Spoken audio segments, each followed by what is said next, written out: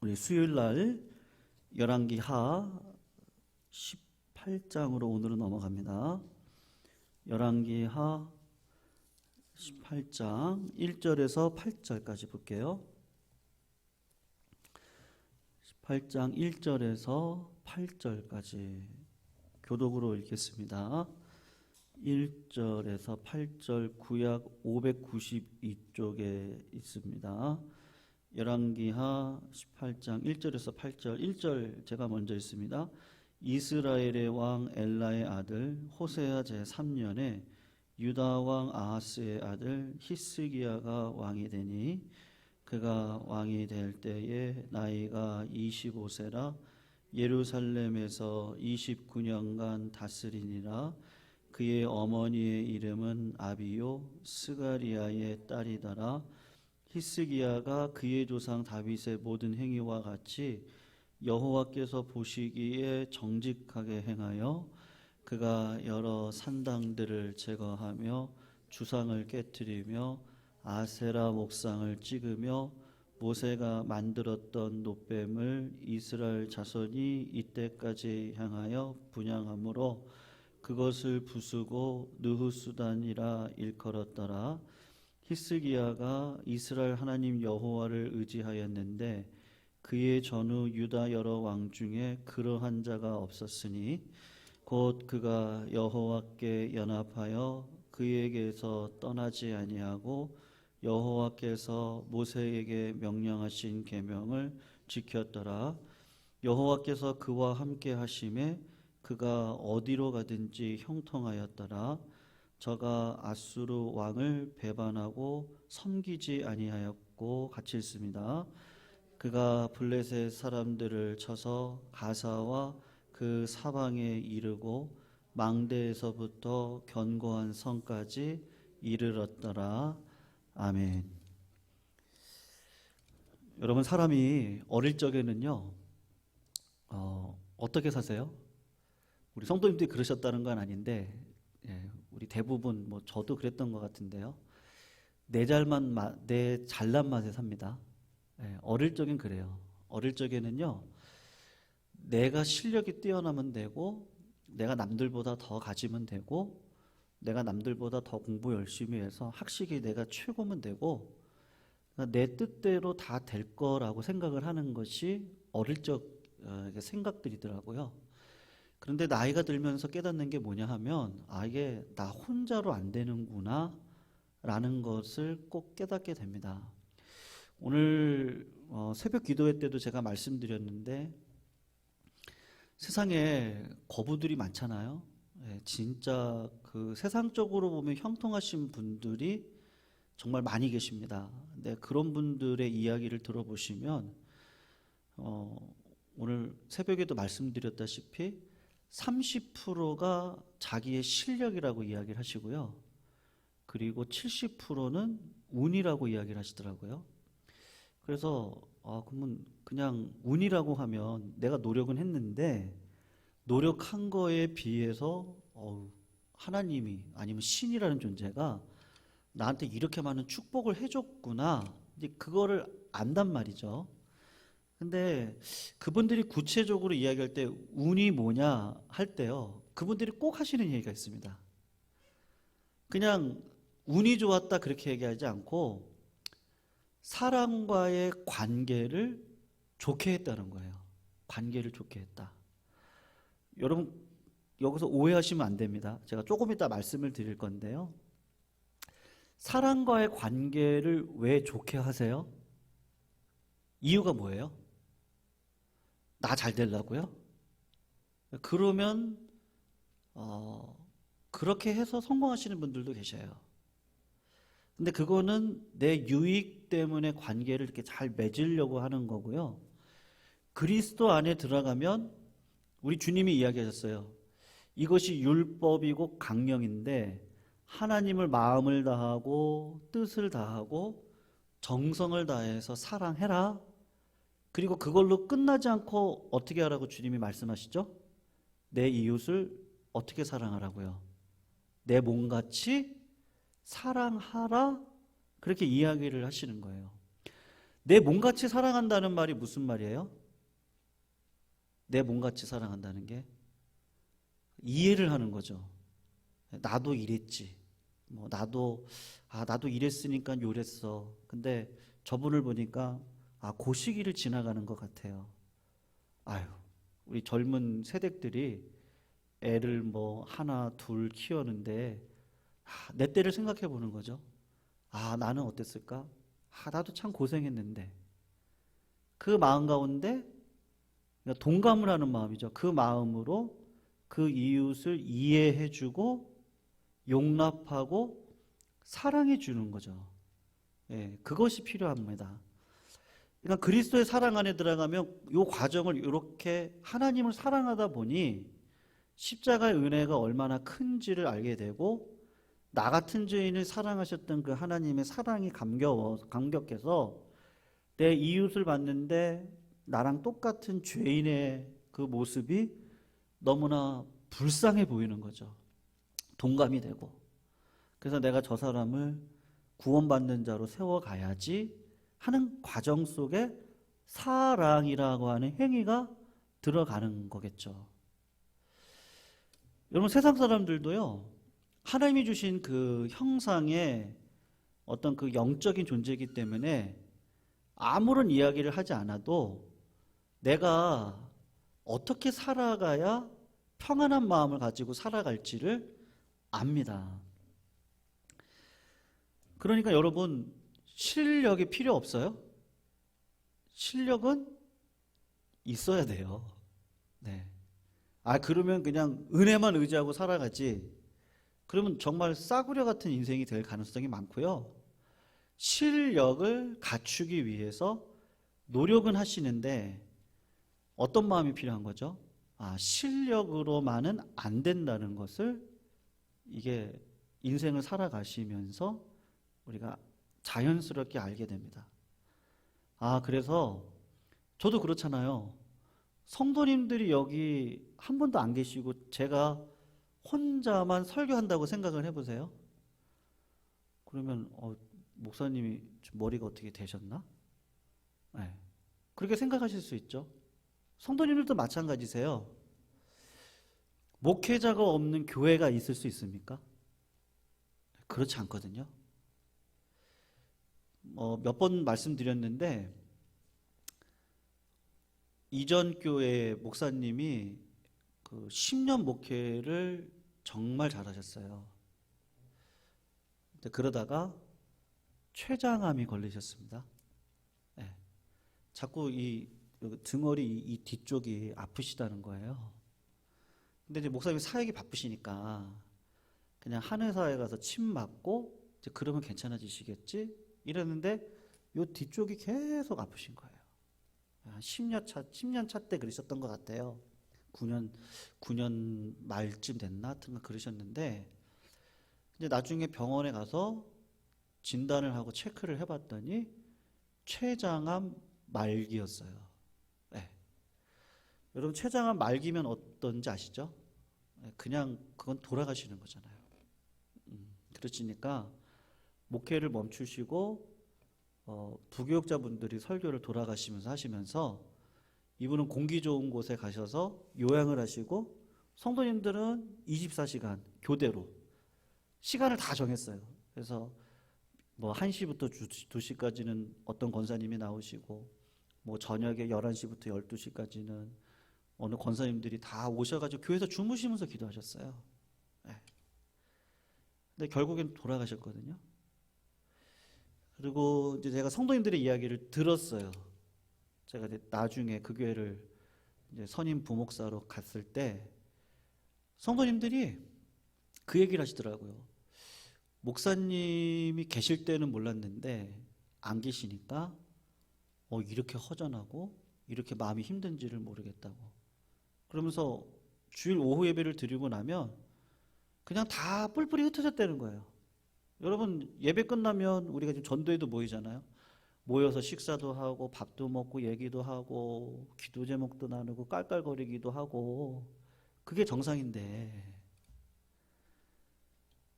목회자에게 성도님들이 계시니까 성도님들의 그 신앙의 어떤 깊이, 넓이, 높이 잘하시는 모습을 보면서 목회자가 기쁘죠. 그런데 또 성도님들은 어떠세요? 영적인 아비인 목회자가 있으니까 그게 또 좋은 거예요. 네. 근데 없다고 생각을 해보세요. 서로 간에. 그러면 참 이게 문제가 되지 않겠어요? 그러니까 여러분, 관계라는 게 그렇게 중요합니다. 혼자 살아갈 수가 없어요. 그런데 뭐가 더 중요해요? 목사님이 중요해요? 하나님이 중요해요? 성도님들이 중요해요? 하나님이 중요해요? 그러면 선택은 어디에 하셔야 돼요? 하나님이에요? 성도예요? 하나님이에요? 목회자예요? 어디죠? 우리는 알죠? 하나님이죠. 네. 하나님인 거죠. 하나님을 잘 믿다 보면 사람과의 관계가 질서가 회복이 되어집니다. 집에 아버지의 사랑과 그 아버지의 사랑을 받는 자녀들이 있습니다. 그걸 꾸준히 받아서 자녀들이 성장해서 아버지가 됩니다. 아버지가 되면 자녀가 있다는 얘기잖아요. 그 받은 사랑을 아버지가 자녀들에게 꾸준히 사랑을 해줍니다. 근데 여러분, 제 아들이 지금 중학교 2학년인데요. 아버지 카드 좀 빌려주세요. 왜? 아, 저 차 좀 하나 살라고요. 할부로 좀 뽑을게요. 제가 어떻게 할까요? 불러다가 혼내겠죠. 잘못된 길을 걸어갈 때는 어떻게 하는 게 맞아요? 네, 말씀에 기준하여 체벌을 들어갑니다. 네. 무조건 오냐 오냐 하는 건 사랑은 아니죠. 그건 아닙니다. 그러니까 히스기야가요, 오늘 본문을 보시면요, 어떻게 이야기를 하냐? 조상 3절 한번 보실까요? 3절을 한번 보세요.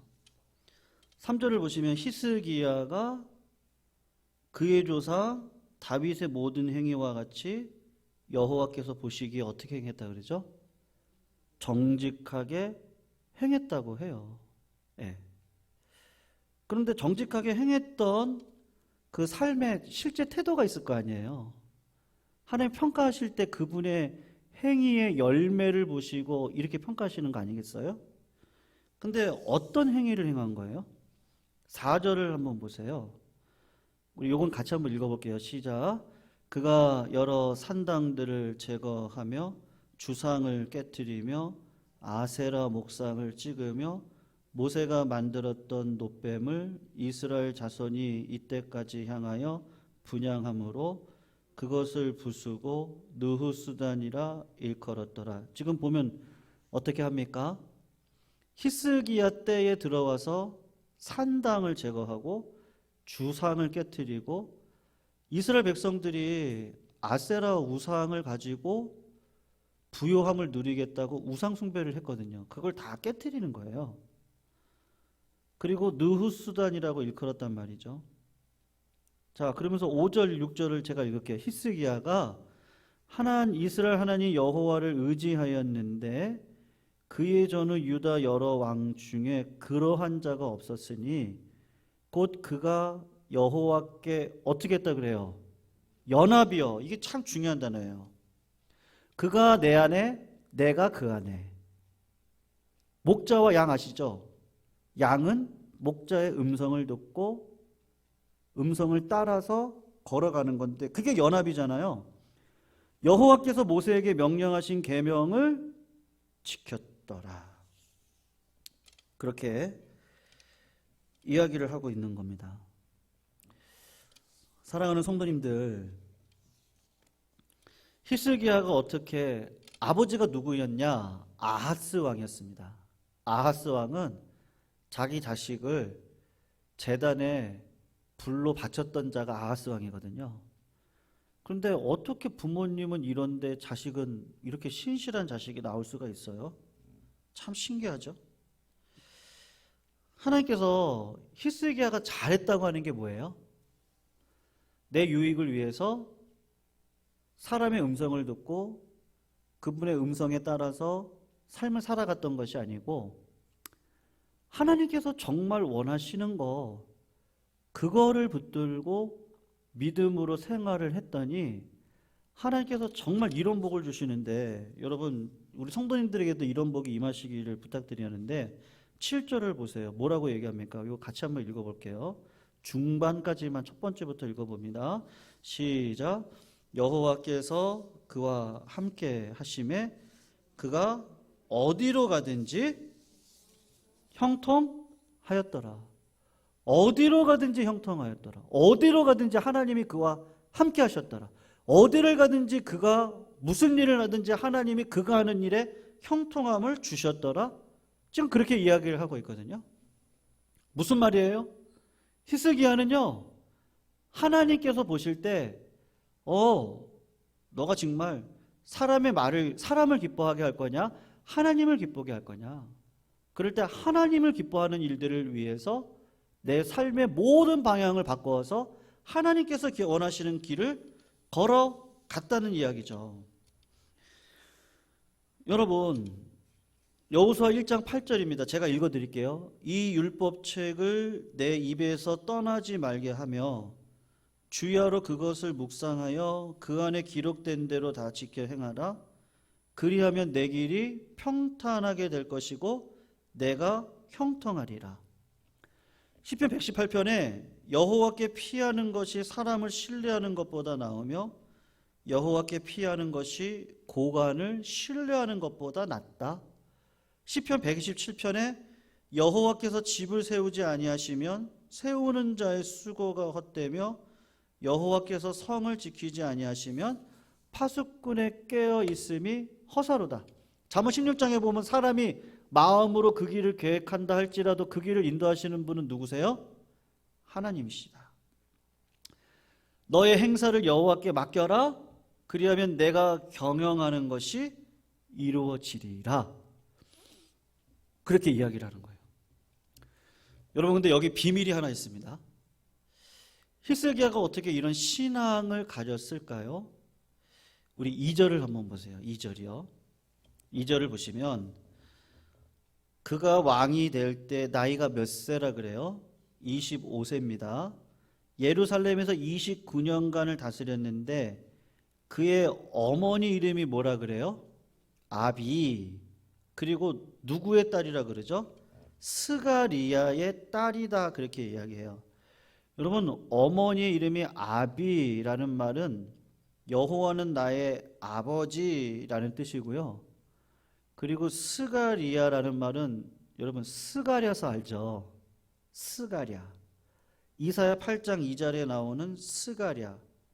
그 스가랴가 누구냐면 내가 진실한 증인 제사장 우리야와 여베레기야의 아들 스가랴를 불러 증언하게 할 때, 그러니까 그 스가랴 이게 누구냐면요, 하나님의 신실한 백성 증인이라고 얘기하거든요.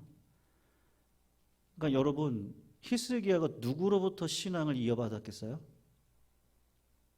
엄마? 그리고 왜? 할아버지. 이 엄마 쪽, 외가 쪽 신앙이 좋은 거예요. 이분들의 신앙을 따라서 히스기야가, 여러분 제가 말씀드렸잖아요. 남자가 똑똑해야 돼요? 여자가 똑똑해야 돼요? 네? 자신 있게 얘기 안 해주세요. 누가 더 똑똑해야 돼요? 아, 여자가 똑똑해야 돼요. 네, 믿으시죠? 여자가 똑똑하셔야 돼요. 남자가 누구 손에 있어요? 남자는 여자 손에 있어요. 그런 말씀 하시더라고요. 남자가 여자보다 빨리 죽어야지. 우리 어르신들이 그러세요. 남자는 여자 없이 못 산다는 거예요. 그런 얘기 하시더라고요. 근데 그런 것 같아요. 꼭 그렇다는 아니지만 웬만한 모든 것들을 보면 여자가 지혜로워야 된다. 예. 사실 그 자녀들이 누구랑 같이 있습니까? 엄마랑 같이 있죠. 사실은요.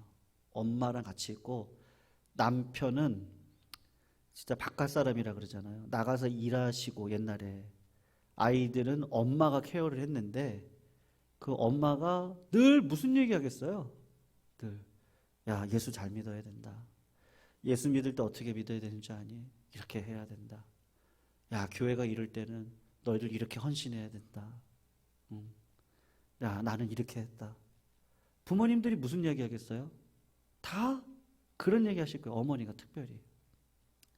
그러니까 히스기야가 어느 순간 깨달은 게 뭐냐면, 아, 내가 왕이 되면 우리 아버지처럼 하면 안 된다. 우리 아버지처럼. 그리고 하나님께서 기뻐하시는 은혜의 삶이 무엇인지를 깨닫고 그대로 걸어가야 되겠다. 그렇게 생각을 했던 겁니다. 여러분, 결국 운명은 하나님이 결정하시고 이 인생의 차이는 어디에서 오냐? 제가 보니까요. 오늘 제가 설교 제목을 뭐로 잡았냐면 믿음의 계산을 하세요. 믿음의 계산을. 환경을 보시면서 환경에 억압되어져 내 삶의 입술의 고백이 아유 하나님 이렇게 하면 어떻게 해요? 그게 아니고요. 환경 속에 섭리하시는 그 하나님을 보시고 믿음으로 다 계산하셔서 그렇다면 나는 어떻게 살아야지? 그 생각을 하시고 내 삶을 믿음으로 살아가는 거, 그것이 하나님께서 기뻐하시는 은혜의 삶일 줄로 믿습니다. 제가 청년부를 담당하던 시절에요, 어떤 권사님의 아드님에 대한 이야기를 들었어요. 네. 어떤 얘기냐? 그 남편 집사님의 회사, 건축회사였거든요. 건축회사의 사장님이 자기 아들의 신장을 사장님이 자기 것을 떼어가지고 아들한테 줬대요. 그래서 그때가 20여 년 전이니까요. 예, 아니 어떻게 신장이 그게 맞았네요, 코드가요. 지금은 이제 기술이 좋아져서요. 그냥 이렇게 뭐 이렇게 같은 피 안에 있는 사람이면 이렇게 떼어가지고 다 맞추더라고요, 요새는요, 신장을. 근데 그때만 해도 그러지 않았거든요. 그 집사님, 남자 집사님이 다니는 회사가 건축 회사인데요. 우리 교회 이런 교회 건물 짓는 그런 회사였어요. 그리고 그 회사의 사장님이 사랑의 교회 안소 집사님인가 장로님이셨어요. 근데 늘 그 회사를 시작할 때 하는 게 뭐냐면 직원들을 불러놓고 예배를 드리시고 삶을 나누고 기도 제목을 나누고 같이 기도하고 그리고 하루 일과를 시작하시는 거예요. 그러다가 이제 남편 그분이 얘기를 했겠죠. 아, 지금 우리 아들이 좀 신장 투석을 하고 있고 힘들게 지나가는데 가족들 다 이렇게 해봤더니 맞는 사람이 없습니다. 이렇게 그냥 얘기를 했는데 그 사장님이 불현듯 기도하다가 마음을 그렇게 주시더래요. 네가 가서 한번 검사해보라고. 검사를 했는데 이게 맞은 거예요. 그래서 사장님이요, 자기 것을 떼어가지고요, 그 아드님에게 이식을 해줬어요. 그리고 제가 이제 들은 얘기죠. 그리고 1년인가 있다가 IMF가 터진 거예요. 여러분 IMF 때 아시죠? 어땠는지. 건축업을 하시는 분들은 정말 힘드세요. 지금도 힘들어요. 지금 이때도요. 지금 이 나라도 건축업을 하시는 분들은 너무너무 힘드시거든요. 지금요. 지금 휘발유 값까지 또 올라가려고 하니까 또 힘드실 거 아니에요. 그런데 하나님께서 어떻게 형통하게 하시느냐? 어디 무슨 기도 모임을 갔는데, 그러니까 이 사장님께서요, 기도 모임을 갔는데, 기도 모임을 가가지고, 아, 회사가 힘든데 지금 좀 자금력이 필요하고, 뭐 어쩌고 저쩌고 뭐 이렇게 얘기를 했는데, 같이 기도하는 그룹에 누가 있었느냐면 금융원장님이 장로님이신데 그 자리에서 같이 기도를 하셨던 모임이 있었던 거예요. 그러니까 하나님이 정말 신기하게 하신다는 거예요.